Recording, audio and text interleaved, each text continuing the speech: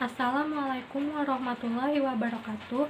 Perkenalkan, nama saya adalah Rizky Dwi Ananda, NPM 186303666, kelas 5A non-reguler Banjarbaru. Kali ini saya akan mempresentasikan materi tentang evaluasi IMK. Evaluasi interaksi manusia dengan komputer. Apa itu evaluasi? Evaluasi adalah sebuah proses yang secara sistematis mengumpulkan data yang menginformasikan tentang pendapat seseorang atau sekelompok user mengenai pengalamannya menggunakan sebuah produk untuk sebuah tugas tertentu dalam sebuah lingkungan. Mengapa evaluasi dibutuhkan? Untuk memeriksa apakah user dapat menggunakan produk tersebut dan menyukainya. Kapan evaluasi dibutuhkan? Pertama, selama proses pembuatan produk. Kedua, saat produk tersebut sudah jadi. Dan ketiga, saat produk tersebut telah dipasarkan. Paradigma evaluasi ada 4. Yang pertama, quick and dirty evaluation. 2. Usability testing. 3. Field studies. 4.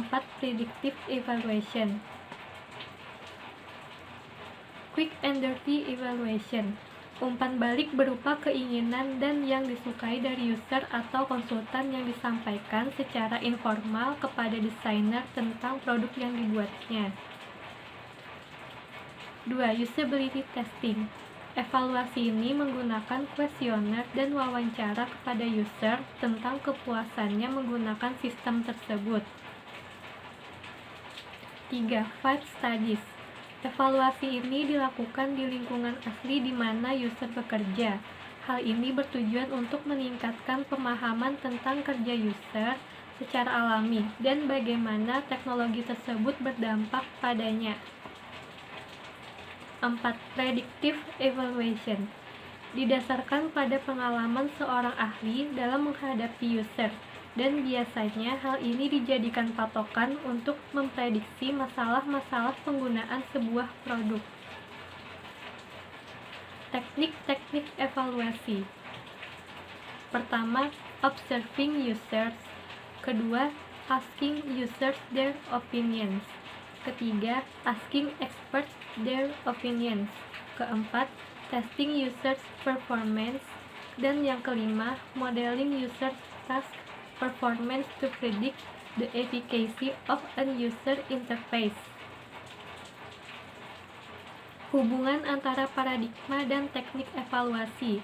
Teknik dan quick and dirty. Observing users. Penting untuk melihat bagaimana user berperilaku dalam lingkungan aslinya. Asking users. Diskusi dengan user dan user yang potensial dalam suatu grup atau grup yang khusus. Asking experts. Untuk mendapatkan kritik tentang kegunaan sebuah prototipe. Teknik dan usability testing. Observing users. Melalui video dan catatan. Dilakukan analisa untuk mengidentifikasi kesalahan, investigasi cara kerja software, atau menghitung kinerja waktu. Asking users. Dengan menggunakan kuesioner kepuasan, maka dilakukan pengumpulan opini user. User testing. Dilakukan di laboratorium. Teknik dengan field studies. Observing users dilakukan di lokasi manapun juga. Dalam studi etnografi, evaluator turut serta dalam lingkungan user. Asking users. Evaluator dapat melakukan interview atau mendiskusikan apa yang dilihatnya kepada peserta.